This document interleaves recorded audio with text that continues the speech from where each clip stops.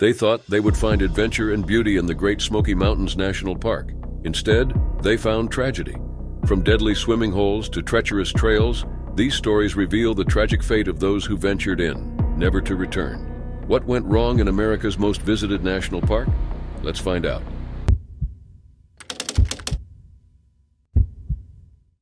On December 27, 2018, Dr. Layla Juwani and her family set out on what was supposed to be a simple and safe hike along the Porters Creek Trail in Tennessee's Great Smoky Mountains National Park. Alongside her husband Taufik and their 3 sons, she walked the well-trodden path, unaware that disaster loomed ahead. Before the hike would end, Layla would have to sacrifice everything to protect her child. Layla, a 42-year-old pediatrician from Plano, Texas, was a devoted mother of 3 and a respected pediatrician at Cook Children's Northside Neighborhood Clinic in Fort Worth. She had studied at New York University's School of Medicine and had worked tirelessly to care for young patients since joining the medical center in 2007. Her life was a balance between professional dedication and the love she had for her family, a devotion that, according to her close ones, was evident in everything she did. As they hiked, the wind started to pick up. Without warning, fierce winds swept through the forest. As the gusts roared overhead, an enormous tree, weakened by the wind, suddenly snapped. In an instant, it began its descent, heading straight toward the family. Terrified, Layla realized that her youngest son, 6-year-old Gibran, was directly in its path. Without hesitation, she moved to shield him, wrapping herself around him in a desperate attempt to protect him. The tree came crashing down. Layla bore the brunt of the impact, her body absorbing the deadly blow that would have surely killed her son. The weight and momentum were overwhelming, and she died instantly, the severity of her injuries leaving no chance for survival. Gibran, though injured, was alive, his leg broken in 2 places, his head sustaining superficial wounds, but his life spared by the ultimate sacrifice of his mother. Park officials responded swiftly, and emergency teams arrived to airlift Gibran to the University of Tennessee Medical Center. The young boy underwent surgery and, despite the trauma of the accident, was expected to recover physically. Taufik, left to grapple with the loss of his wife, had to summon every ounce of strength to support his children as they processed the tragedy. Layla was mourned by colleagues and patients alike. Her kindness, intelligence, and unwavering dedication had touched countless lives. The president of Cook Children's Physician Network, Brett Nelson, described her as beloved by her patients, families, and co-workers. Her funeral was held in Dallas. An unexpected twist added another layer to their sorrow. In the chaos of returning home, Taufik lost a GoPro camera on an American Airlines flight, a camera containing Layla's final images. Desperate to recover the memories, the family launched an appeal that spread rapidly across social media. After an exhaustive search, the camera was miraculously returned. It was a small comfort in the face of overwhelming loss, a final thread connecting them to the woman they had lost. Layla's final act was one of pure selflessness, a moment that defined her not as a victim, but as a hero. In saving her child, she left behind a legacy of courage and devotion. The sightseeing helicopter tour over the Great Smoky Mountains was supposed to be a thrilling and unforgettable experience, offering breathtaking views of the landscape from above. The passengers, eager for adventure, had no reason to suspect that anything would go wrong. The day was clear, the aircraft had passed its inspections, and the pilot was experienced. Yet just minutes into the flight, what was meant to be a short, scenic journey turned into a devastating catastrophe. There were 5 people on board the Bell 206L helicopter on April 4, 2016. The pilot, 38-year-old Jason Dahl of Sevierville, Tennessee, had years of experience flying tourists over the region. Among his passengers were 49-year-old Jonna Morvant from Kodak, Tennessee, and her 2 children, Peyton and Parker Rasmussen, aged 22 and 18 respectively. Peyton was a medical technician student, full of life and deeply cherished by her friends and family, while Parker, a quiet and thoughtful young man, was finishing his homeschooling education. Accompanying them was 21-year-old Michael Glenn Mastalez from Prosper, Texas, Peyton's boyfriend. The siblings had traveled from North Carolina, where they lived with their father, to visit their mother. It was meant to be a special family trip. Instead, it became a nightmare. That afternoon, the helicopter departed from the base of Smoky Mountain Helicopters for what should have been a routine 12-minute flight. It had already completed 15 trips that day, and this was its second tour under Jason Dahl's control. Everything seemed normal as the aircraft lifted off, soaring over Sevier County, passing above the forests and rolling hills. The passengers, unaware of any impending danger, took in the beauty of the landscape below. However, as the helicopter neared a 100-foot ridge just a few miles from Dollywood Theme Park, something went terribly wrong. Witnesses on the ground later reported hearing an unusual sound, a sharp winding noise that suddenly cut off, leaving an eerie silence in its wake. In those moments, Doll had little time to react. The helicopter, unable to maintain altitude, struck the tops of trees near the ridge before plummeting down the slope. The impact was catastrophic. The aircraft flipped onto its side and exploded upon hitting the ground, sending a thick plume of smoke into the air. A massive fire quickly engulfed the wreckage, consuming nearly everything in its path. Nearby residents heard the explosion and rushed outside, only to witness a second blast as the flames intensified. The fire spread rapidly through the surrounding brush, leaving little hope for survival. When emergency responders arrived, the devastation was absolute. The bodies of all 5 occupants were found within the burned wreckage, their lives cut short in an instant. The scene was harrowing, with only charred remains of the helicopter left scattered across the hillside. The fire had destroyed much of the evidence, making the initial investigation challenging. The National Transportation Safety Board launched an extensive inquiry into the crash, analyzing maintenance records, flight paths, and witness statements. The preliminary findings suggested that the engine lost power due to mechanical failure. Further examination revealed severe wear inside the fuel pump's driveshaft splines, which had prevented fuel from reaching the engine. A lack of lubrication had accelerated the damage, leading to the complete power loss mid-flight. The helicopter, which had been in service since 1977, had undergone regular inspections, yet this critical issue had gone undetected. For the families of the victims, the loss was unbearable. Scott Rasmussen, Peyton and Parker's father, struggled to understand how the sightseeing trip had ended in tragedy. His children had simply gone to visit their mother, expecting a fun day together, only to never return.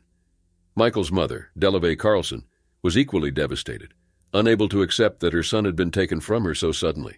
Multiple lawsuits were filed against Smoky Mountain Helicopters and other parties involved, alleging negligence in both maintenance and operational decisions.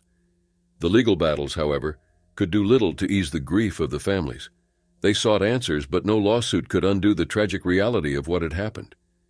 Following the tragedy, most of the tourist helicopters in the area were fitted with life-saving fuel systems. The crash became a grim reminder of the risks associated with helicopter tourism. The tragedy left a lasting impact on the local community, forever changing the lives of those left behind. For the families of Jana, Peyton, Parker, Michael, and Jason, the loss was immeasurable. An adventure that should have brought joy had instead ended in an unspeakable nightmare. Ann Houghton was no stranger to the rugged terrain of the Great Smoky Mountains. At 73 years old, she had spent decades exploring its vast network of trails, hiking every one of its 900 miles and dedicating over 4,000 hours as a volunteer at the park's Oconaluftee Visitor Center. She had completed the Appalachian Trail in segments and visited all 63 U.S. national parks, including those in remote territories like American Samoa. Few were as experienced as she was, and when she set out on her solo hike in late January 2025, she did so with her usual confidence. Things, however, didn't go according to plan. Originally from Florida, Ann had built her life around adventure and service. After earning degrees in education, she spent years teaching children, particularly those with special needs, before settling in North Carolina to be near the Smokies. She maintained trails, educated visitors, and upheld leave-no-trace principles with unwavering dedication. Though she often hiked alone, she was careful, always informing a local friend of her plans. She had spent years navigating the unpredictable mountain wilderness, and there was little she had not encountered before. On January 28th, Ann arrived at the Smokemont campground, parking her vehicle near the trailhead.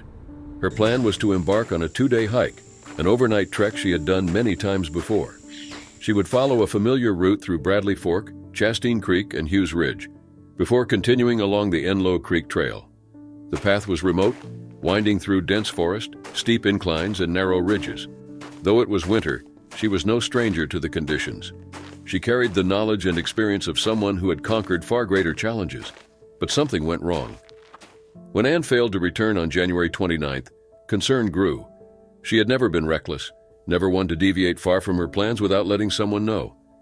By February 1st, she was officially reported missing. Search teams mobilized, scouring the Smokemont area. Park rangers, local fire departments, specialized search and rescue units, and even volunteers familiar with the terrain combed through the wilderness. Every passing hour without a sign of her heightened the concern. On February 2nd, the search came to an end. Anne's body was discovered about a quarter-mile off the Enlow Creek Trail in a remote section of the park. Her phone had gone offline shortly after she left the campground, cutting off any chance of tracking her movements. The official cause of death was hypothermia. She had been caught in the cold, alone in the wilderness she had loved so deeply. The discovery brought sorrow to those who had known her, both in her personal life and in the vast community of hikers and park staff she had touched over the years. Her family, though devastated, found some solace in knowing she had died doing what she loved. She had lived a life of exploration and service. Anne's impact had been felt by countless people, from the children she had taught to the visitors she had guided in the Smokies. The loss was deeply felt within the Great Smoky Mountains National Park. Anne had been a part of its very fabric. She had been nominated for a National Park Service Award in recognition of her dedication, a testament to the unwavering commitment she had shown throughout her life.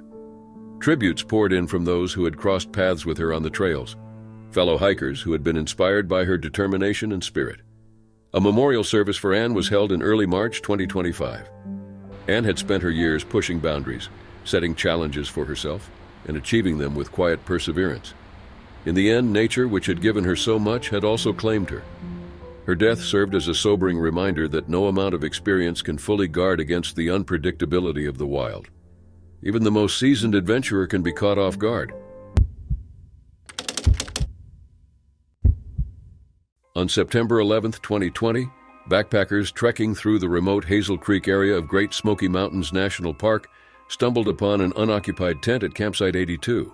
At first, they assumed its owner had simply stepped away, but as they continued past the creek, they saw something that stopped them in their tracks.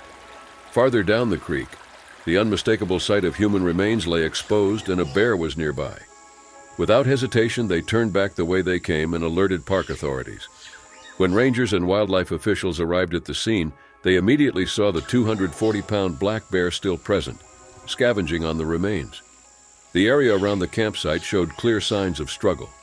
Drag marks in the dirt led from the campsite toward the creek, indicating that the victim, a male, had either tried to escape or had been moved.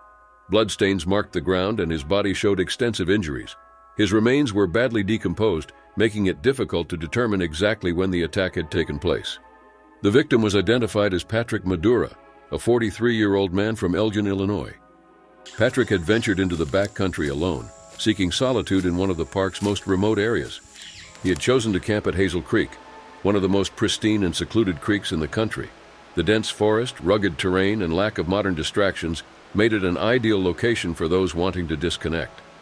Patrick had set up camp at Site 82, a designated backcountry camping area, likely planning to spend his time hiking and enjoying the serenity of the Smokies. But at some point during his stay, something went terribly wrong. An autopsy later confirmed multiple puncture wounds and deep lacerations to his head, neck, torso, and limbs, injuries consistent with a violent encounter with a bear. Some of the wounds exhibited hemorrhaging, proving they had occurred before his death. His ribs were fractured, and there were signs of blunt force trauma, all pointing to a brutal and deadly struggle. The attack was a grim reminder of the dangers posed by black bears. Though typically reclusive and not naturally aggressive toward humans, they are opportunistic feeders, drawn to food sources both natural and unnatural. In the Great Smoky Mountains National Park, nearly 2,000 black bears roam the vast, rugged terrain. And while human-bear interactions are common, fatal attacks are extremely rare. The park, which spans over 500,000 acres, serves as a bear sanctuary, offering them a protected habitat. They primarily feed on berries, nuts, acorns, and small animals, but when desperate or habituated to human presence, their behavior can become unpredictable.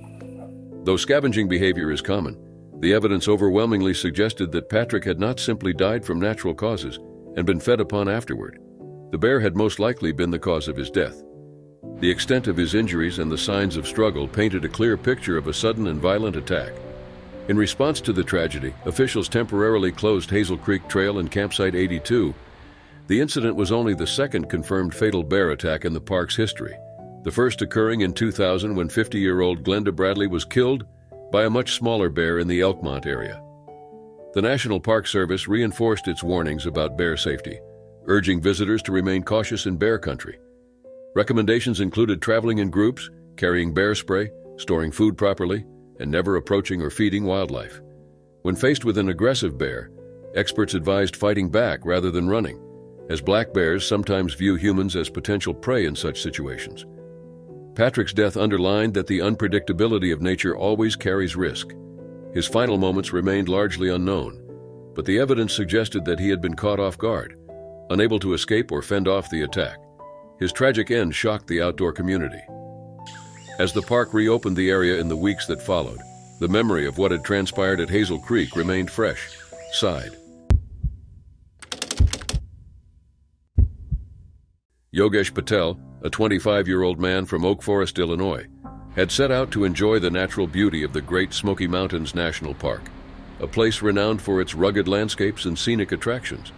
Known as the most visited national park in the United States, the Smokies draw millions of visitors each year, with many flocking to its waterfalls and swimming holes. Among these is Midnight Hole, a deep, picturesque pool below a 6-foot waterfall, where visitors often gather to swim and leap from the surrounding rocks. But what began as a day of enjoyment for Yogesh and his family would soon turn tragic. On September 14th, Yogesh was exploring the park with his family when they arrived at Midnight Hole, a well-known natural swimming area along Big Creek Trail on the North Carolina side of the park. The water, clear and inviting, has long been a popular spot for visitors, despite warnings about the dangers of swimming in such areas. As the day wound down, Yogesh walked onto a log extending into the pool, perhaps seeking a better view or simply enjoying the moment. But in an instant, he lost his footing. He slipped from the log and plunged into the deep water below. Witnesses saw him struggling almost immediately. The pool, which reaches depths of 18 feet, can be deceptively dangerous, and Yogesh was unable to regain control. The current and the shock of the fall worked against him as he fought to stay afloat. His family and bystanders reacted swiftly, rushing to try and pull him to safety, but their efforts were in vain. There was nothing they could do to help Yogesh. At approximately 7:30 p.m., a call was made to emergency services reporting the incident. Within 30 minutes, rangers and rescue personnel arrived at the scene, but the onset of darkness hindered their initial search efforts. With limited visibility and the treacherous conditions of the water, their ability to locate him was severely compromised. The rescue operation was forced to pause overnight, leaving his loved ones to endure the agony of uncertainty as they waited for morning. At first light on September 15th, the search resumed with renewed urgency. A total of 43 emergency personnel from various North Carolina and Tennessee agencies were dispatched to aid in the recovery effort. Divers entered the frigid depths of Midnight Hole, methodically scouring the pool where Yogesh had last been seen. Hours passed as teams worked tirelessly, knowing that time had already run out. Just after noon, divers located his body submerged 18 feet below the surface. By 1 p.m., emergency personnel had recovered him, bringing an end to the harrowing search. The loss of Yogesh Patel was another sobering reminder of the dangers that exist even in places of great natural beauty. Midnight Hole, for all its picturesque appeal, has been the site of numerous tragedies, with several people having fallen to their deaths or suffered severe injuries in the past. Though swimming is a common activity there, park officials do not recommend it due to the unpredictable nature of the water and the risks involved. In the aftermath of Yogesh's drowning, park officials reiterated warnings about water safety. While the Great Smoky Mountains National Park conducts approximately 100 search and rescue operations each year, not all have successful outcomes. Yogesh's tragic death became another statistic in a year that had already seen multiple fatalities within the park's vast wilderness. For his family, the heartbreak of losing him in such a sudden and devastating manner was immeasurable. What was meant to be a moment of adventure and enjoyment had turned into an irreversible loss.